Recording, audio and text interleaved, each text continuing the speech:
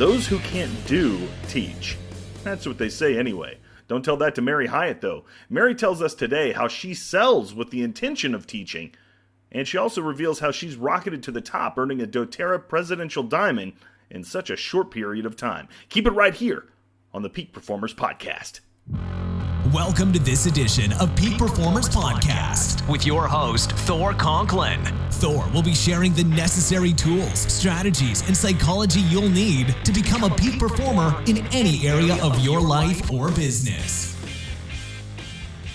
You were just named a Presidential Diamond for the company. Yes. Now, I'm not that familiar with the company, but I did some research. I pulled it up online. And in 2015, the company issued a statement saying that the average earning of a Presidential Diamond was $1.3 million. Now, I'm not going to ask your income. That wouldn't be polite. But this level that you've gotten in this company is amazing. You've done it in 5 years. How did you do it? I love it. I'm just so excited about this. It's just a fun thing to see the progression that the company has taken. And honestly, in doTERRA, what's really neat is that it's a team sport. So it's a network marketing company on essential oils. And unlike a lot of network marketing companies, there's no internal competition. So everybody on my team, we're all working together to create success together. So if my team does well, I do well. And so it creates this really beautiful culture inside the company where I'm helping them, they're motivated to get to the next level. And then, here I am. And I think there's like less than 40 Presidential Diamonds in the whole company, and it's a multi-billion-dollar company. It's just incredible. But I think the main thing, like I said, when I started, it wasn't about making money. It was about the passion. It was about these oils that really worked and wanting to empower, mostly women, empower women to take care of themselves. And I think what happened with that passion is I created in my team this culture, this sense of belonging. And one of the things that I've noticed in today's culture is that we are so hungry for that sense of belonging. And if you are especially a stay-at-home mom or someone who doesn't have sort of an organic community like a church or an office building or something like that, it can be really lonely. And so one of the things that I ended up, I think kind of now I see it and I leverage it. But at the time, what happened was that I created this space where women could come together collectively and talk about things that they were passionate about. We were all learning how to run businesses for the first time and get out there and sell products to people that we were passionate about, and to work through all these different psychological blocks and issues and fears that we had to address together as a group. And that kind of connection, that kind of energy, that sense of belonging, I think really helped my team grow rapidly at the start. And honestly, now it'll be 5 years in November. So it's really, I guess, only been a little over 4 years, which is pretty cool. All right, you got to get more granular for me. I'm a guy. Okay. All right, for the guys out there. All right. What you just describes, or that's a similar story that I've heard from a lot of people.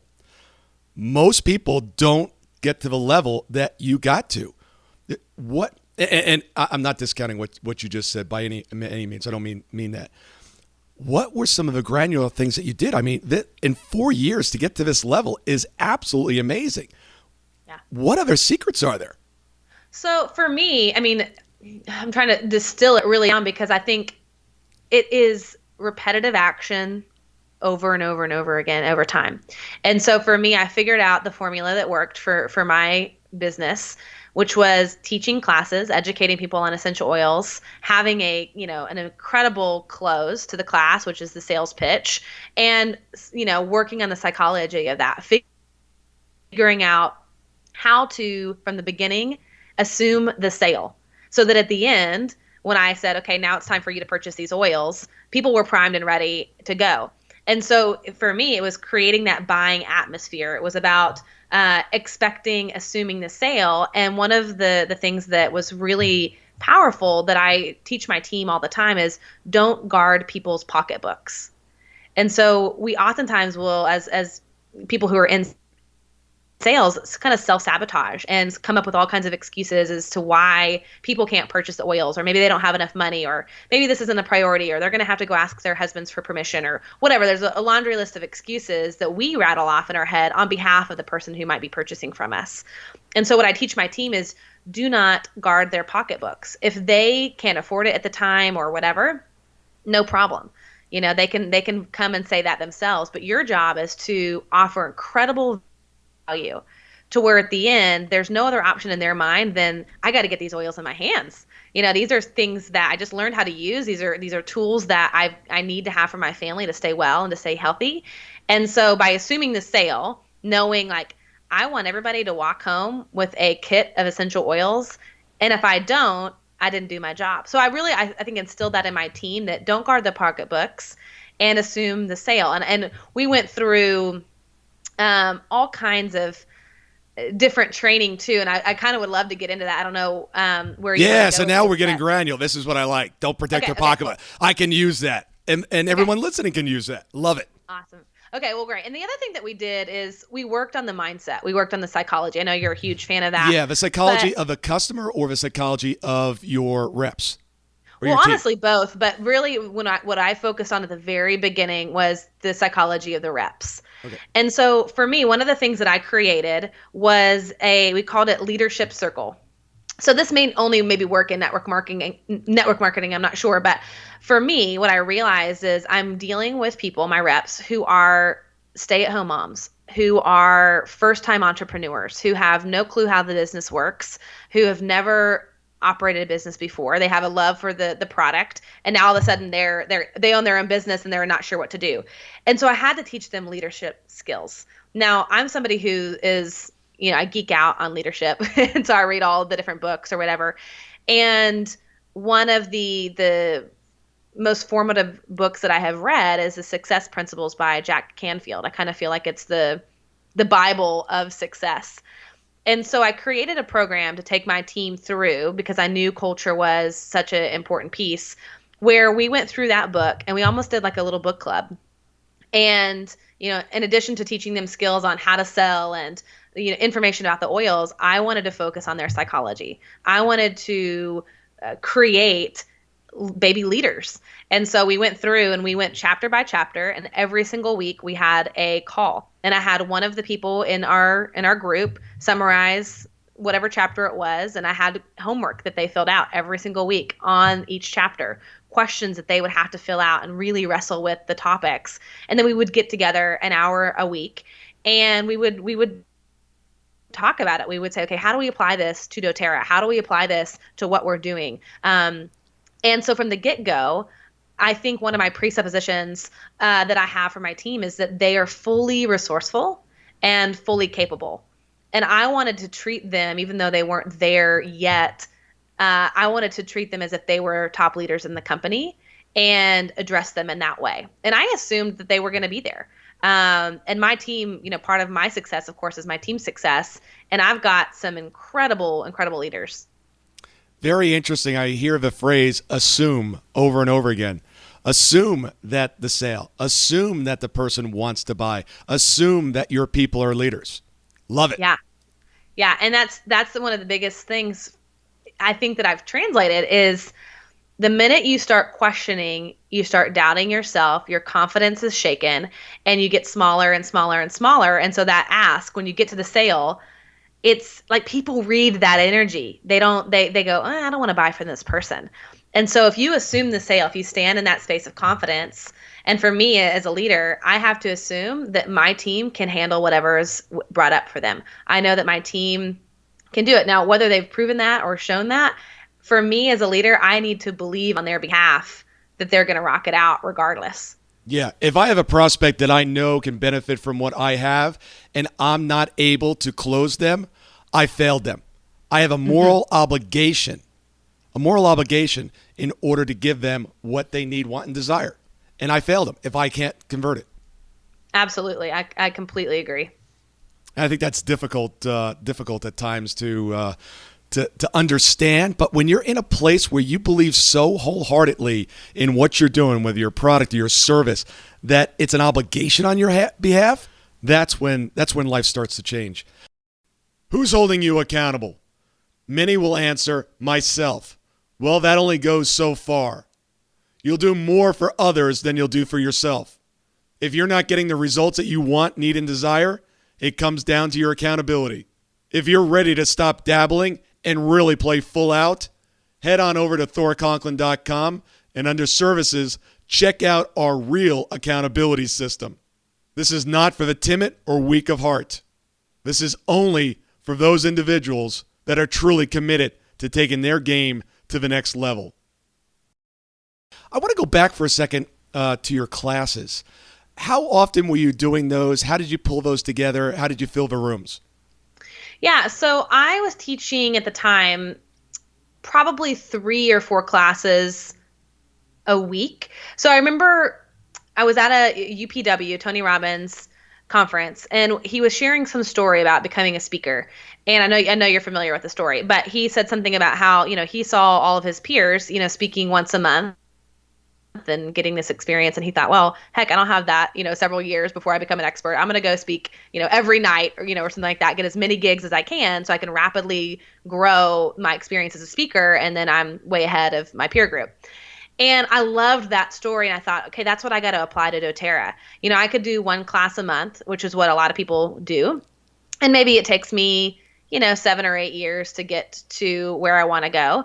And I thought, well, screw that. I'm going to, turn this on full speed ahead and teach as many classes as I can. Part of that was my own classes. And then I started to teach classes for my team, for their groups of people. And it multiplied and multiplied and multiplied. And I didn't have to do that for very long. It was all of probably, 6 months that I was teaching that often. But it created incredible momentum. And so I started to think, okay, how can I get these people? And I think one of the questions that I started to ask myself at the beginning of this process wasn't, who do I need to sell so I make sell to so I make this quota and get this rank. For me, this was about serving people and empowering people. So I would begin to ask, who is it that I really want to serve? Who is it that I know that is in need of my product that I can empower? And so I would create a list of 100 people, and I would write their names down so I could visually see it in front of me. And I love that action of being able to cross those names off the list when they joined doTERRA and purchased oils through me. And so I just started inviting from that list.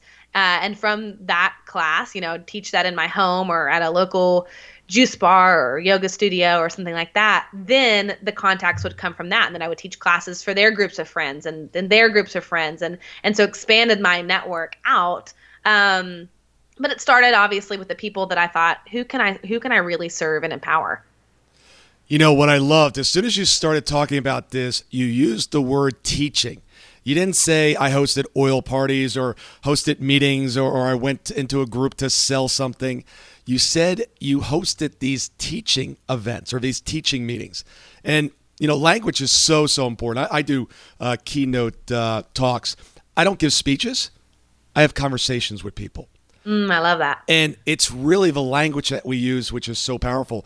And as soon as you described it as teaching, it brings a whole different energy, at least as I'm listening, and I can hear through your voice that when you go in with an intent of teaching, and at the end, assuming the sale, it's much different than going in to say, okay, how can I get 80 people into a room so I can go sell them something? Exactly. And the focus becomes, how can I really partner with the people that are coming to learn? How can I partner with them and give them the education that they need? And my philosophy is I want to over deliver that value. I want them to walk away going, oh my God, I didn't know any of this ahead of time. Giving them all of the resources, all of the tools through education, explaining, what these oils are, how do you use them, what do they do, and partnering with them. What do you guys want to hear? I have a structure to my class that I kind of, go through, but then I always open it up to specific ailments or conditions that people in the room might have and tailor the class towards that. Because I really do want to teach them, to serve them to where they have some useful information.